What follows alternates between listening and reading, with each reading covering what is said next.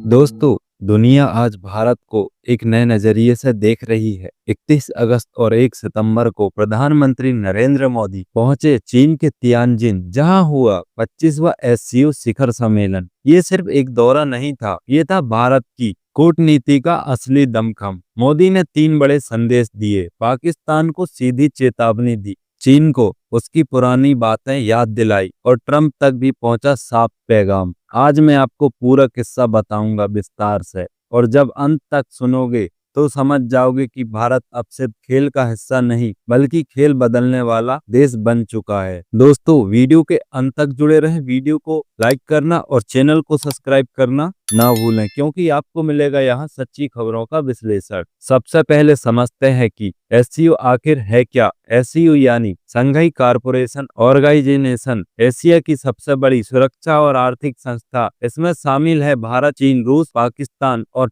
मध्य Asia के कई देश। इसका मकसद है आतंकवाद से लड़ाई, आपसी व्यापार, कनेक्टिविटी और सुरक्षा। यानी सीधी बात, यह मंच है जहां एशिया की बड़ी ताकतें मिलकर भविष्य तय करती हैं, और इस बार भारत ने इस मंच का इस्तेमाल किया अपने तेवर दिखाने के लिए। सम्मेलन के दौरान पीएम मोदी ने एक बात बिल्कुल साफ कर दी, आतंकवाद पर कोई दोहरा रवैया बर्दाश्त नहीं होगा। उन्होंने पहलगाम आतंकी हमले पर जिक्र किया। मोदी बोले, आतंकवाद मानवता के लिए सबसे बड़ा खतरा है, इसके लिए कोई बहाना नहीं चलेगा और इसे फंड करने वालों को चिन्हित करना ही होगा। दोस्तों, यह सिर्फ एक बयान नहीं था, यह सीधा निशाना था पाकिस्तान पर, क्योंकि दुनिया जानती है कि आतंकवाद की नर्सरी वही है। पाकिस्तान के प्रधानमंत्री शहबाज शरीफ भी एससीओ सम्मेलन में गए थे, लेकिन हुआ क्या, जब सम्मेलन खत्म हुआ एक वीडियो वायरल हुआ। उसमें दिखा मोदी और पुतिन हाथ में हाथ डालकर आगे बढ़ रहे हैं और पीछे खड़े पाकिस्तान के पीएम, जिनकी तरफ किसी ने देखा तक नहीं।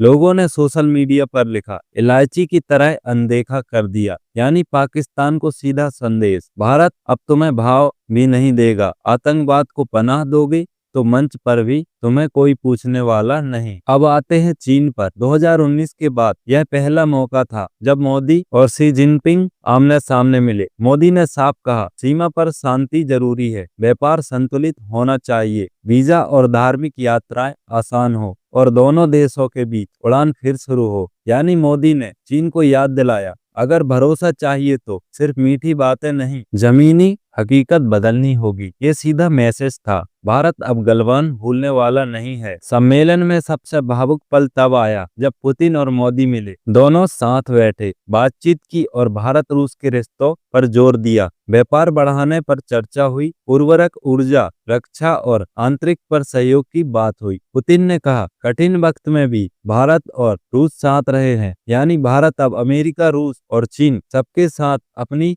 चाल संतुलित कर रहा है। यह है असली कूटनीति। आप सोच रहे होंगे, अमेरिका का इसमें क्या रोल। एससीओ में अमेरिका है ही नहीं, लेकिन मोदी का भाषण इतना दमदार था कि उसका असर वॉशिंगटन तक पहुंचा। आतंकवाद पर सख्त बयान और रणनीतिक संतुलन का संदेश, ये सीधा पैगाम था ट्रंप के लिए। मतलब भारत अब जूनियर पार्टनर नहीं रहेगा, भारत अब बराबरी से बात करेगा। दोस्तों, पीएम मोदी का ये एससीओ दौरा सिर्फ एक कूटनीतिक यात्रा नहीं था, ये भारत की नई पहचान का ऐलान था। सोचिए, कुछ साल पहले तक भारत अंतर्राष्ट्रीय मंचों पर अपनी बात रखने में हिचकिचाता था। पाकिस्तान अगर कुछ भी बोल दे तो हमें सफाई देनी पड़ती थी। चीन सीमा पर दबाव बनाता था और हम चुपचाप सहते थे। रूस या अमेरिका जो कहे हम वही मान लेते थे। लेकिन अब तस्वीर बदल चुकी है। अब भारत मंच पर खड़ा होकर अपनी शर्तों पर बात करता है। पाकिस्तान को दिखा दिया, आतंकवाद की दुकान अब बंद करनी होगी। चीन को याद दिला दिया, भरोसा चाहिए तो सरहद पर शांति जरूरी है। रूस को गले लगाया और दोस्ती और गहरी हुई, और अमेरिका तक को इशारा कर दिया, भारत अब बराबरी से खड़ा है। दोस्तों, यही है नया भारत, वो भारत जो किसी पर निर्भर नहीं बल्कि दुनिया को दिशा देता है। वो भारत जो अब दूसरों का खेल नहीं खेलेगा बल्कि खेल बदल देगा। वो भारत जिसकी आवाज अब सिर्फ दिल्ली में नहीं बल्कि बीजिंग, मॉस्को, वॉशिंगटन और न्यूयॉर्क तक गूंज रही है। और ये सब हुआ सिर्फ इसलिए क्योंकि भारत ने तय कर लिया है, आत्मनिर्भरता